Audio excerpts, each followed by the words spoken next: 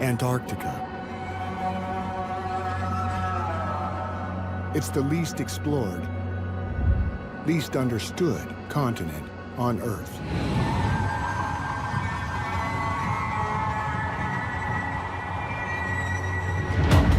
In winter, the sun never rises.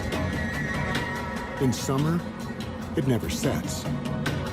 5.4 million square miles of frozen desert, home to the driest place on Earth. Average winter temperature, 20 to 90 below. Barely anything can survive here. No native people or land mammals. Not even a single tree. But in spite of the worst conditions on Earth, humanity is working to scratch out a presence. Oh, look at that. Wow. That is one mummer of a bloody crevasse. Now we advance onwards into nothing. Just ice shelf and horizon now. About to hit some ice. Brace for shock. The world's top scientists. They're really cryptic, totally designed for living in this sea ice. And the men and women who keep them alive. Oh, we're just about to enter into the shear zone here. Join forces to battle conditions that threaten human life. Visibility's down to 20 meters. The coldest temperature ever recorded. 135.8 degrees below zero. And the strongest ever sustained wind, 199 miles per hour.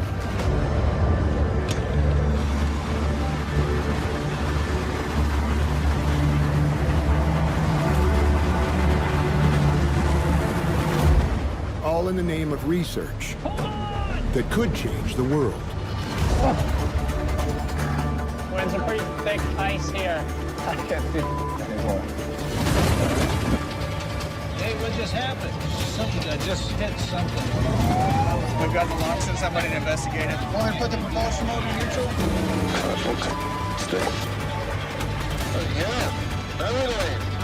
Antarctica is the last great mystery on Earth.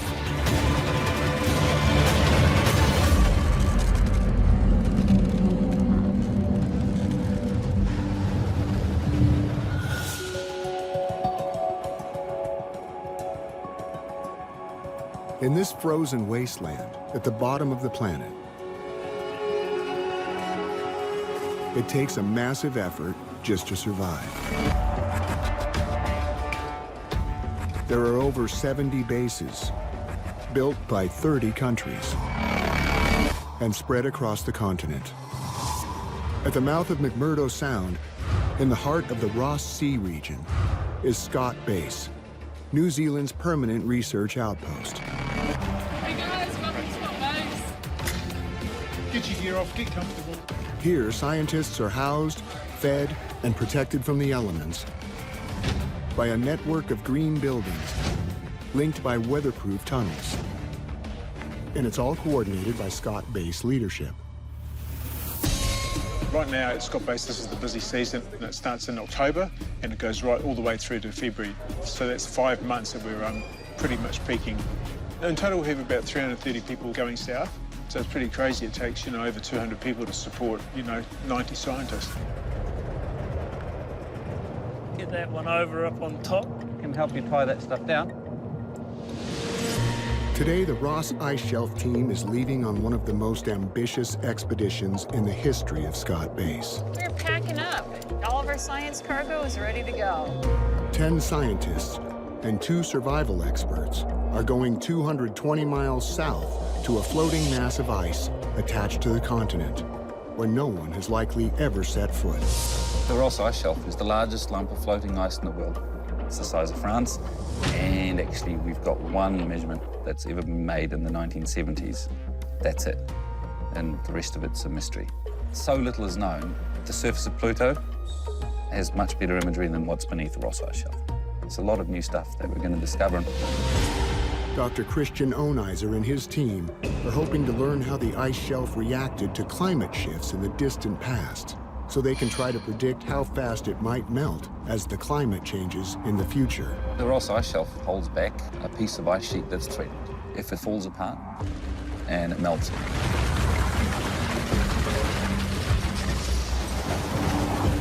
even though it's far away, the impact would be somewhere in the order of 6-7 meters of sea level. But I'd be worried about 10 centimeters. That's already enough to impact low-lying areas, like where I come from, South Dunedin. You can write off whole neighbourhoods there. 6 meters, of course, you're wiping out everything. We've got fire extinguishers in all vehicles. I'll just go and double check that they're in there. Tom is in charge of team safety, and he has to lead them south across over 200 miles of rough ice, including a known area of deadly cracks called the shear zone. The shear zone, massive crevassing out there. They are huge, pretty humbling sights. Nobody is to leave a vehicle during that time we go through that area.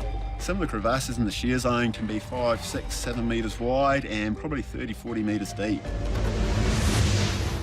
So it really gives you that perspective that we're quite a small fish in the grand scheme of things, and Mother Nature really has control here. 3 in the back, 1 in the front. You're good to go. Knowing that it's my responsibility to make sure that everybody can get back to Scott Bay safely, it's a huge, huge deal. Let's roll.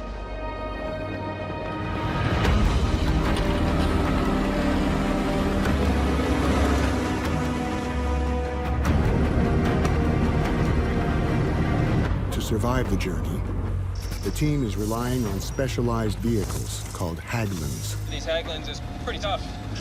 They're tracked vehicles. They share similarities with tanks. They're really well suited for what we need them to do. I'm looking at this wide expanse of nothing, and it's a bit creepy.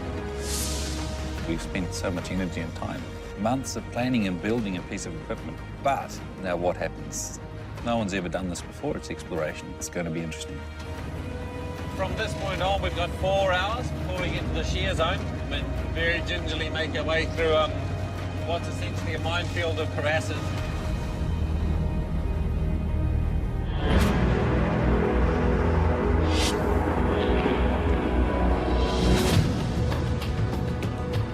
Antarctica, we're here. We have arrived. Scott Base can only house 85 people at a time, so projects are constantly cycling through. There are more than 90 missions scheduled this season, none of them more challenging than this one. Hey, Graham. Danny, do we have everything we need? All the cables and coils and skis? They're all out there. Good. The Mount Erebus team is studying Antarctica's most active volcano, choppering to 132 different sites to plant instruments that'll create a composite image of its inner workings. Oh, those are stinky. Today, they're gearing up to fly near its summit. Getting dressed to go about 11,000 feet. So it could be minus 20 up there. And it's a rule that we always have to wear this big puffy jacket in the helicopter in case it crashes. Another day, double layer for comfort and extra warmth. Dr. Graham Hill is a lead scientist for the project. We're measuring the electric field and the magnetic field of the volcano at a series of points, which we then combine and do effectively a CAT scan of the subsurface. So if we can get a good understanding of what the structure is, we have a better understanding of what signals they might generate when they're going to erupt. We'll be heading out, and we can apply what we learn about how this volcano works to other volcanoes elsewhere in the world. Because quite a lot of people live near volcanic centers, so if they erupt, they can just wipe out the surrounding area. Volcanoes have a big impact on human life. Let's get over there. Time to go to work. Another day in paradise. Danny isn't a scientist. He's a world-class mountaineer, and it's his job to keep the team alive on the side of the volcano. Let's go. I love doing my job. I get to take people on all these fantastic adventures, but you're not in control of the environment. Either you're safe and you come home, or you screw up and you don't come home. 15 Delta Echo, Max Center, roger.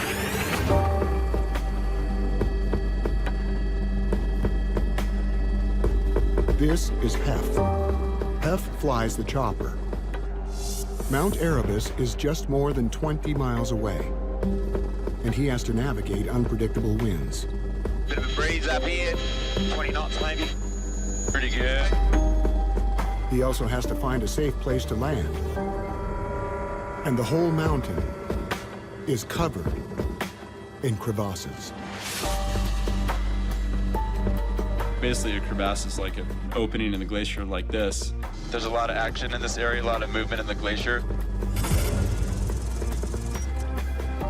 Oh, look at that. Wow, that is one mummer of a bloody crevasse. Sometimes you can see right into them. When you go, yep, that's a crevasse, I'm not gonna land in that big gaping hole. But often, it can be hidden underneath a snow bridge.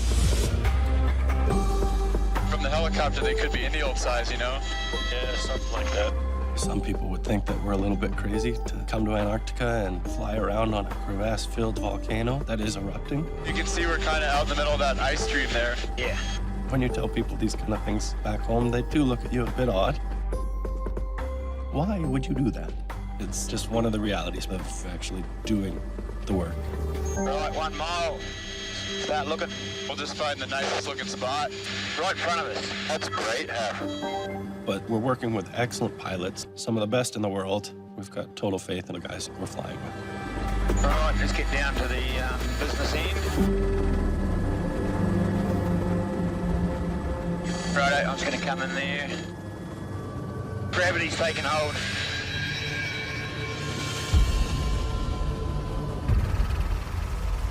They've landed, but they're not out of the woods yet. Just this year, a veteran pilot from an Aussie base landed on what appeared to be safe ground. He was delivering fuel to a depot on the west ice shelf. But after getting out of his helicopter, he fell into a deep crevasse. They managed to retrieve him from a depth of about 20 meters, but he died of his injuries. It's Danny's job to check for crevasses, like that one, while the pilot keeps the rotor spinning to take off quickly if the snow caves in. All right, I've seen you jump out there.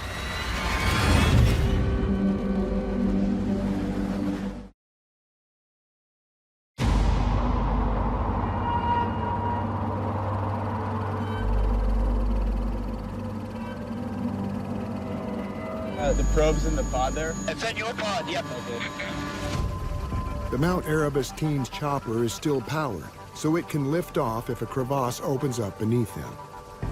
I'll just go have a little poke. And it's Danny's job to test for hard-packed snow and avoid hidden holes. There's no doubt in my mind that we're on terrain that has crevasses underneath it we can't see. It is a pretty heavy responsibility. I've had very close friends die in crevasse falls in situations just like what we're dealing with here. So for me, it's something that's very real. Okay. He's wearing skis to spread out his weight. But even so, every step is treacherous. It's kind of like this. Walking between two skyscrapers. At least the walker can see the drop. See the wire straight ahead. Crazy as it might be, if he puts one foot in front of the other, he'll make it safely across and avoid a 1,300-foot drop.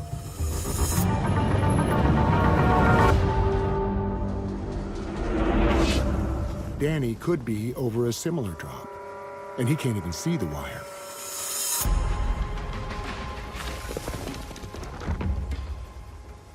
I'm just gonna poke around a bit.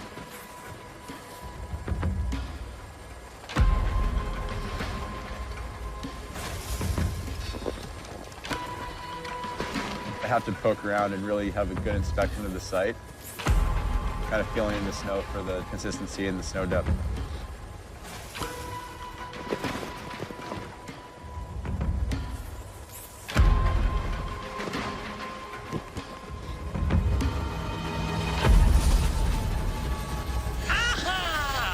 We made it. Hey guys. I think it looks good to get out. It's a nice accumulation zone, so there's lots of snow here, and it's a nice compression area as well. So I think as long as we keep it nice and tight, we should be fine. You just have to have a little bit of faith. Now it kind of bless the area. This area is safe. And people can get out and then start working.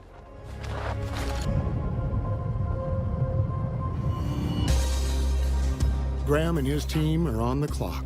They have to bury 4 sensors in 4 different directions and run hundreds of feet of cable back to a central computer. And the chopper will be back for them in 2 hours. Fingers are getting a bit chilly trying to do this out here in the wind. I think I drank too much water. Wow, man, looks like you were hydrated. Good job. In Antarctica, nothing gets left behind, not even urine. In an effort to preserve the most pristine environment on the planet, all human waste is brought back to Scott Base.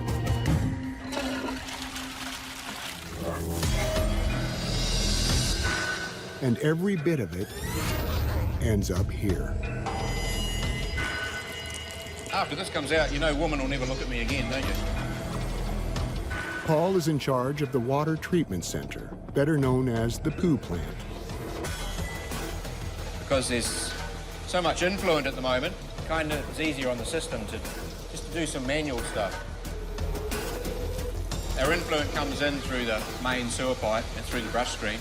The brush screen takes out solid stuff, and that goes into a bag. So this is what we end up with out of the sludge from the process. It's almost like beef jerky looking. Wouldn't sell it in your local store, but that's the look of beef jerky. The waste becomes Scott Base's primary export. There's one. Good to go. Everything that can't be recycled is sent back to New Zealand. It's part of a global effort to minimize impact on the frozen continent, a goal of a treaty signed by 53 nations. You can't just have the waste from people and everything happening here just disappearing into the ocean. It's got to be treated. We've got to look after it.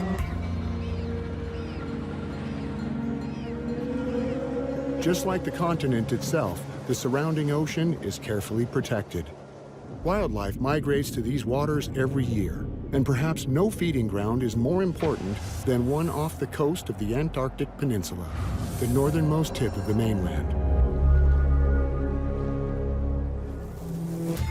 Do you see in particular sites of concentration, or is it? Back in here, if it's calm, this is where those animals will be sleeping. Oh, nice. Dr. Ari Friedlander is one of the preeminent scientists and conservationists in his field.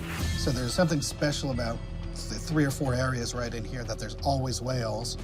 His goal is to study humpback and minke whales, to find out how their ecosystem responds to a changing climate.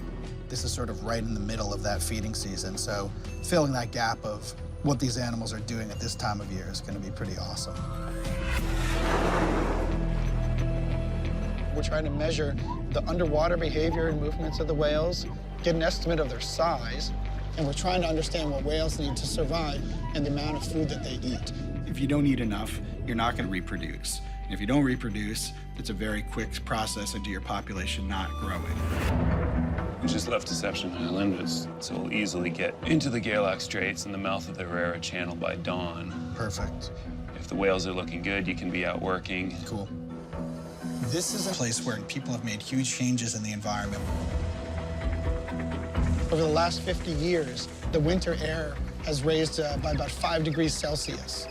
The sea ice over the last 30 years in this part of the peninsula has decreased in the number of days that are ice covered.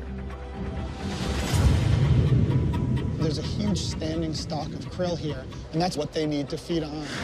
But the warming that's occurred here, if that affects the way that krill are distributed, it could mean something pretty significant. More than 4 billion people rely on seafood as a staple, and the fish we eat smaller fish, which eat smaller fish. In some cases, all the way down the chain to this, krill.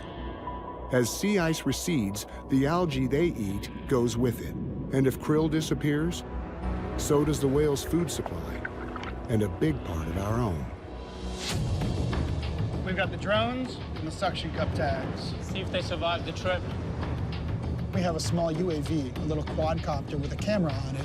When we fly that over the whale, we can get a very precise estimate of the size of that animal.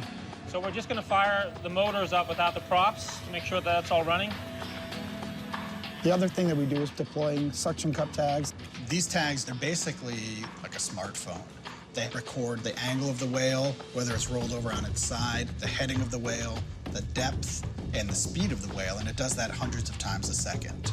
It also records video, which is awesome because we can then sort of corroborate the things that the sensors are telling us with what we actually see the whale doing. It's got two 720p cameras in there. We can get about 9 hours of continuous data. And all of that packaged together gives us a really precise estimate of the health of the animals down here. Tag data, UAV data combined is going to be opening new worlds, really. So let's find some whales. Yeah, let's do it.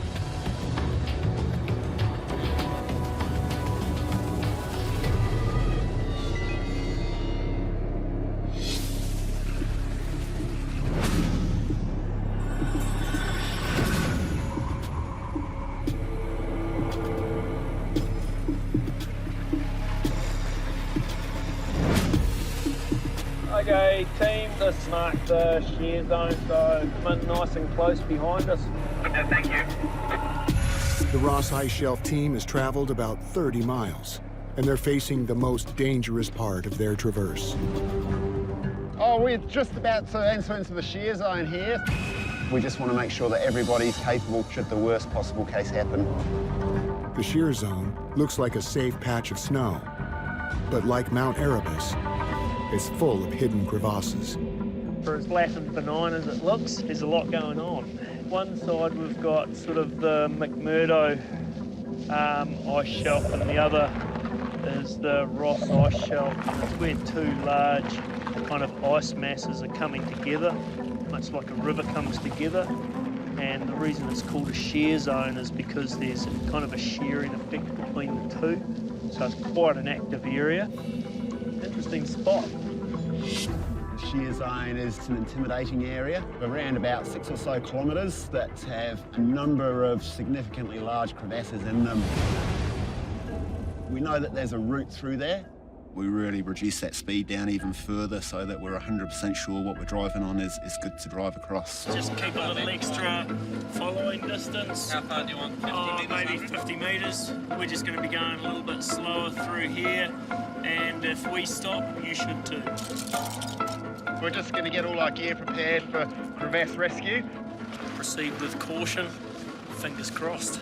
Crossing the shear zone should take a few hours, but Tom and Rob have been preparing for it for weeks.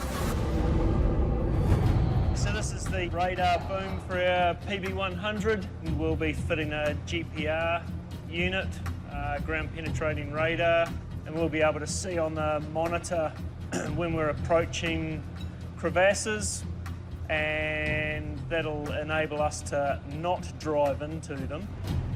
State-of-the-art technology, real key piece of this whole project for this year and going into the future as well. So, yeah, just got to get it up and running. The boom stretches 24 feet ahead and connects to a screen that shows ice composition up to 49 feet deep. Bends in the lines indicate empty space under the snow. Some of the crevasses through here would literally swallow this whole vehicle and probably the two trailers behind it. So if we hadn't looked at the radar imagery and we actually just carried on, dropped into a crevasse, it would probably be all over. Okay, team, we're just going to head off slowly, aiming for about 12k an hour. Roger from H1. Roger, that's from H2.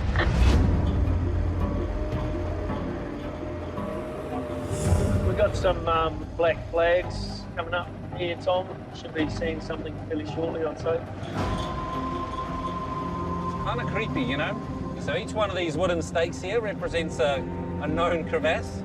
And right now we've got one 5 metres that way and one 6 metres that way. Yeah, those black flags are a little bit freaky when you see them right by where you are.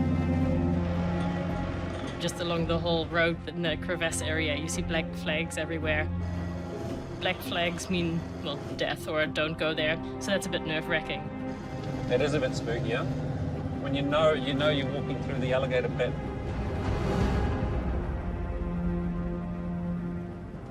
And we believe this to be probably the most dangerous area. Hey guys, we're about halfway through. You can see how this flag line's kind of no longer straight, sort of indicative of how much this road's moving. Yeah, roger that. That's crazy. Wow. There's so many crevasses here. We don't want to have any deaths before we even get the science done. The largest crevasses ever measured on the Ross Ice Shelf are almost 350 feet across and 500 feet deep. And since the whole ice shelf is floating, the cracks in it are constantly moving. A couple more black flags coming up. They look like reasonably new black flags. There's something coming in now, pretty high actually. The boom is about 7.5 metres long, and it gives us around about 3 to 6 seconds of stopping distance once we see something come up on the screen. Big board going down. Here's something to be concerned about. Stop there, stop. Morpheus actually stopped now. So we just stopped over a crack. Obvious void underneath.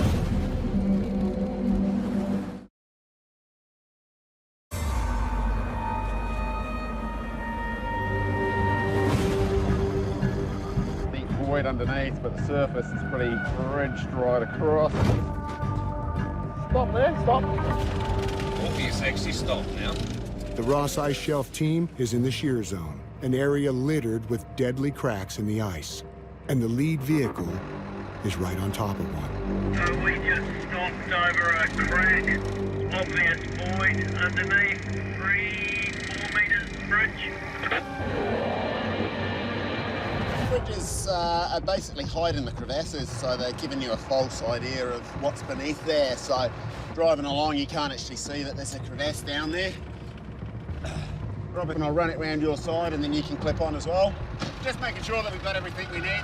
Harnesses are sitting correctly, all the buckles and loops are done up as they should be. We've well and truly opened this up.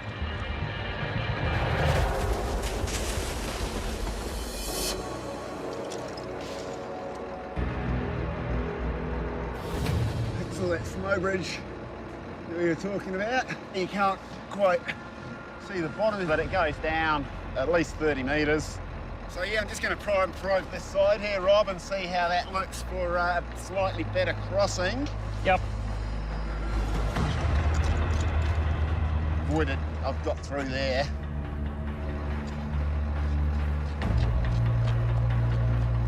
It's good. Yeah, so the crack's still here, but it's only maybe 15 or so centimetres wide, so it's obviously narrowing as we go.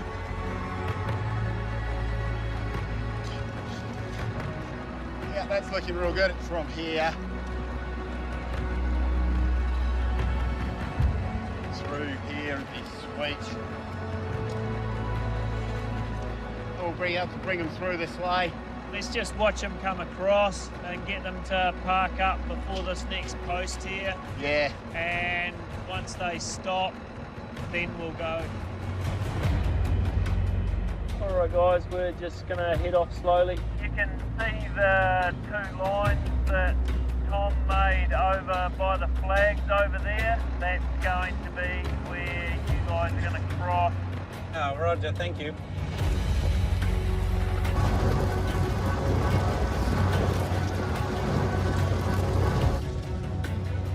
It is actually quite scary doing this. I'm very nervous driving. You can fall down into a big hole and you probably will die. It happens. It's happened before in Antarctica. But we can't turn back. We'd spent so much time planning. You just have to get through that. I mean, that's what Tom and Rob are there for. Get it coming a little bit right now, Rob. Bring it over towards me a little bit, please. And stop.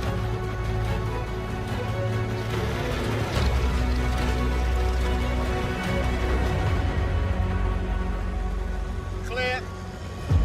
Woo! We're alive. Well done. Should be good to go. Let's get some kilometres under the belt. The team is safely across. But now, Scott Base Comms is monitoring a storm heading up from the South Pole.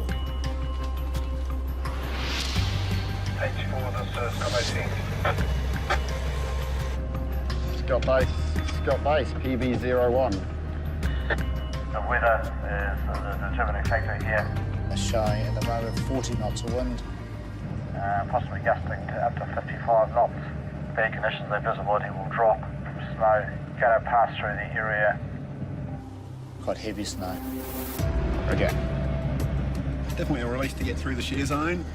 But where we're driving to is pretty much directly south, which is where the storm system's going to come in from. I guess you're always hoping it's not going to be as bad as it's forecasted. It might blow out and we'll have reasonably good weather. But years worth of planning gone into these events, so getting moving and seeing how it goes is kind of part of how it has to work down in Antarctica. Rob and Tom have guided us through. Now we advance onwards into nothing. Wow, crazy. It's just ice shelf and horizon now.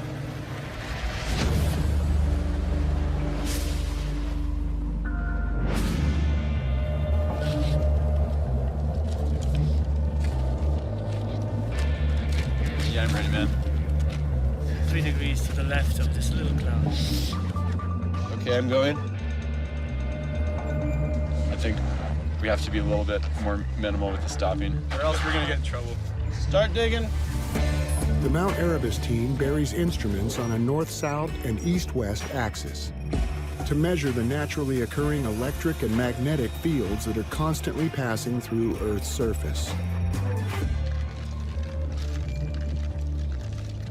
Am I going in a straight line?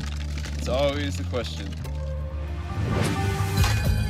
The currents move through different layers of the Earth at varying speeds, and a central computer records those differences. Their goal is to collect data across 132 different sites and combine them to create a picture of the volcano's inner structure and magma flow. This little box is the brains of the operation out here, and is basically a really fancy data collector. And all of it has to happen before the chopper comes back for them. It takes us about an hour and a half to put one into the ground. Or if it's a site where it's not snow that you're trying to dig, it's glacial ice. It can take 6-7 hours. So you have to realize that things are going to take longer than they would pretty much anywhere else in the world. It's been about an hour of sleep in the last 36 hours for me, but that's a good hole.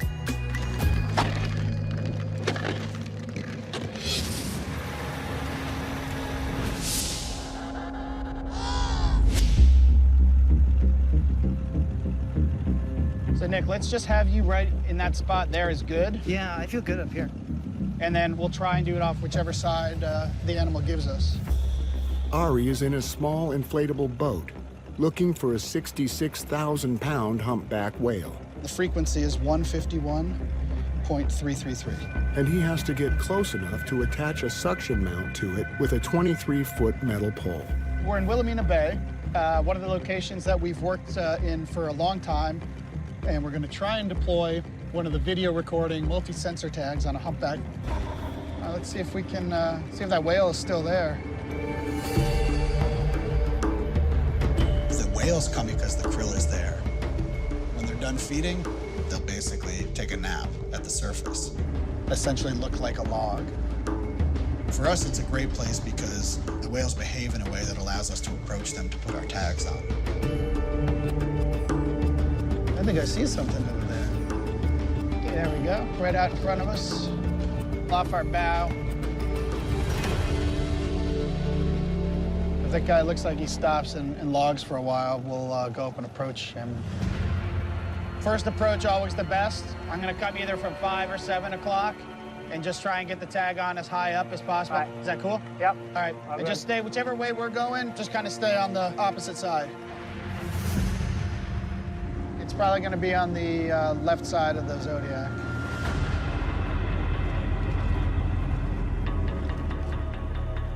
We're basically prepped up. We're gonna go sneak up on this guy, go real slow. The key is to not wake them up as we approach and not have them respond to us. So if we get up to it by the time it's still logging, we should be good. So you're gonna have to be full extension for this guy. Yeah.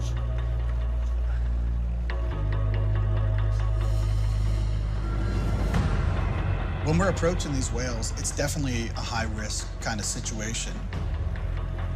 If it's fluke, hit the Zodiac, it would flip us over without much, trouble. You probably have 5 or 6 minutes in that water at the most before hypothermia would set in, and it would be game over.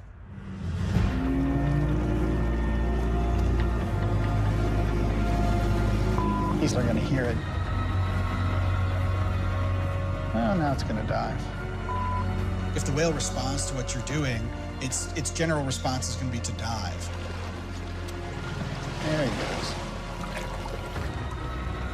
Sometimes we lose track of the whale and we have no way of finding it. You might see a footprint in the water from where it kind of kicked away, but it's like one and done. This sucks.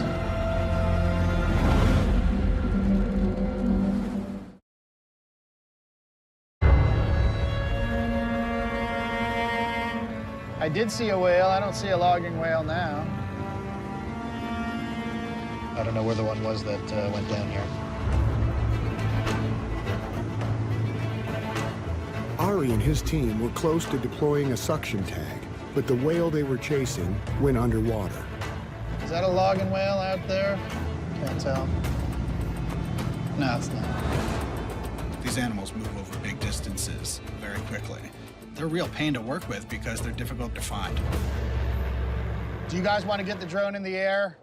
This wouldn't be a bad spot. Yeah.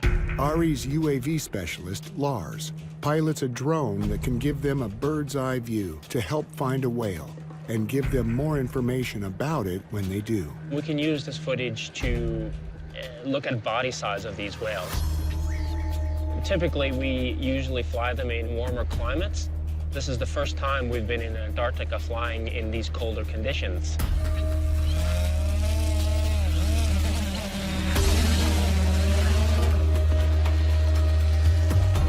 Is loiter working all right? Yeah, it seems to be fine. Good. How's your feed in this distance? It's good.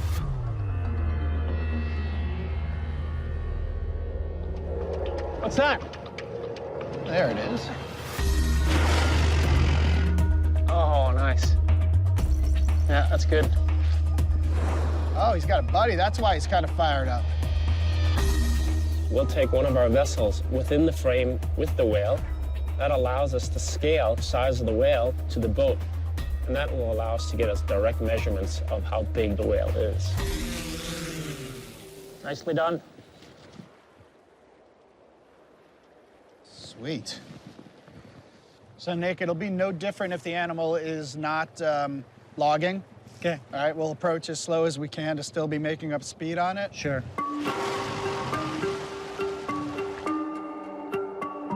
When we're approaching a whale, human safety is the first concern.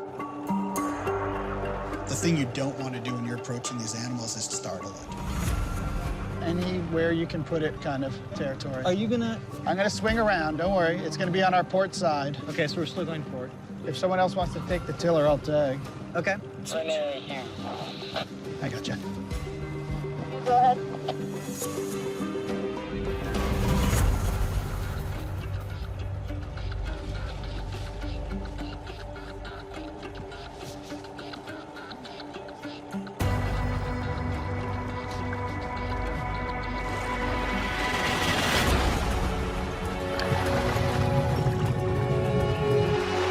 Very nice. Sweet. Nice, dude. We're happy. But the work is definitely not over. The suction cup tags archive all the data on them, so we have to retrieve that tag to get anything back. Oh, look. Sweet. There's the tag. Awesome. I think these animals have a lot more going on than we understand or that we have the ability to be able to comprehend. Holy. Man.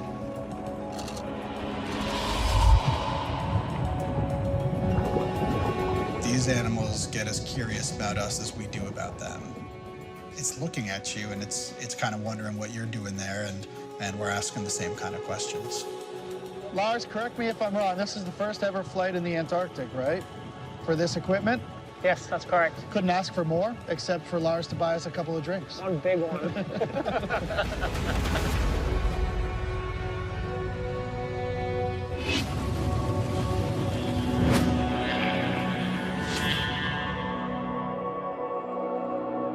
Out here, every minute counts.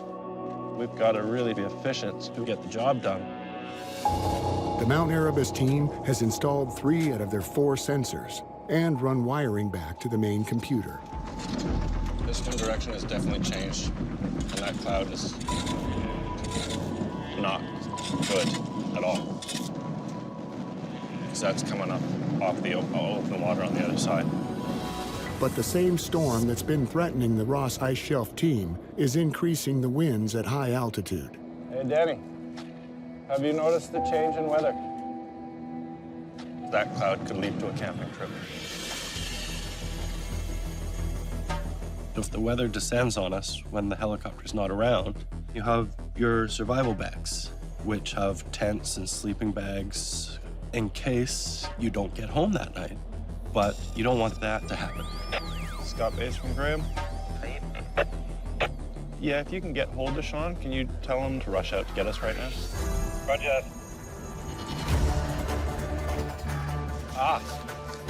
How you doing, Michal?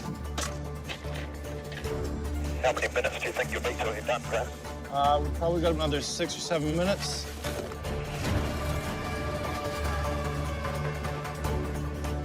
There we go. Working now. Helicopter's getting close.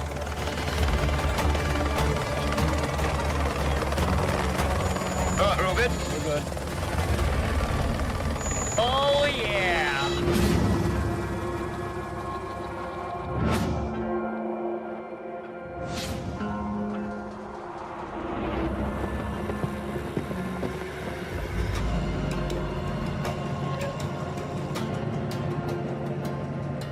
All round to the right, a couple hundred metres and set up.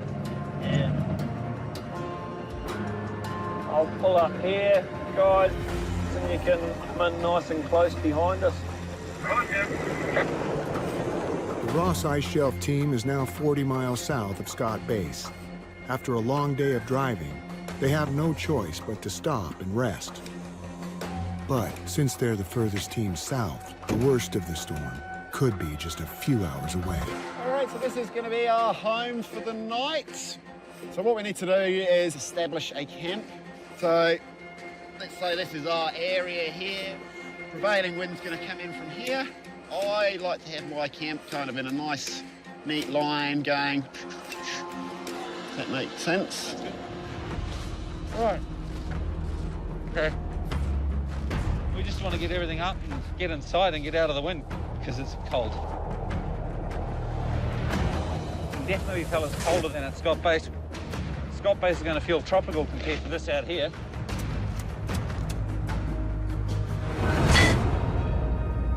Once the storm hits, these Scott polar tents will be their only protection. Home sweet home. They're named after one of the first men ever to explore Antarctica, Robert Falcon Scott. The design hasn't changed much since he used them. And he was in one just like it right here on the Ross Ice Shelf.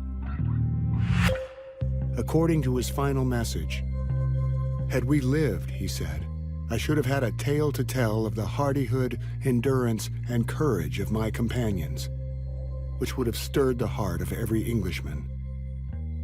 That message was discovered after he and those companions froze to death.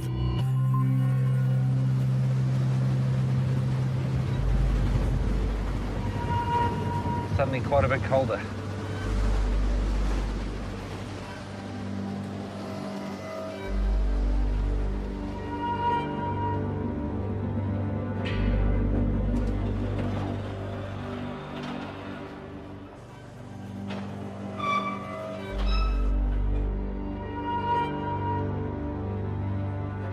not nervous. He's wearing a nice high wind speed hat. Looks like a little nuclear bomb. Yep. It was one of those days where bad weather comes in out of nowhere, and half hour later, it's gotten real flat and real dark, and turn around and come home. I think it looks worse now than it did when we were in the helicopter. Here's the other technical bag. The #1 priority is that everybody's safe and everybody comes home. If the helicopter had left us, I'm pretty sure we would have been using our survival bags. Tomorrow we try again and hope for a bit more sunshine.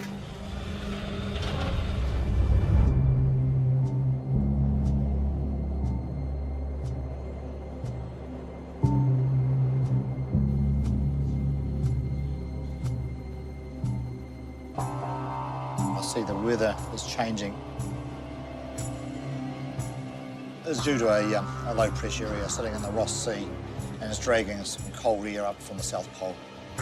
With the low cloud coming through into their position, there's a lot more energy in the wind. This is our best prediction for out on the Ross ice shelf. And they're driving straight into it.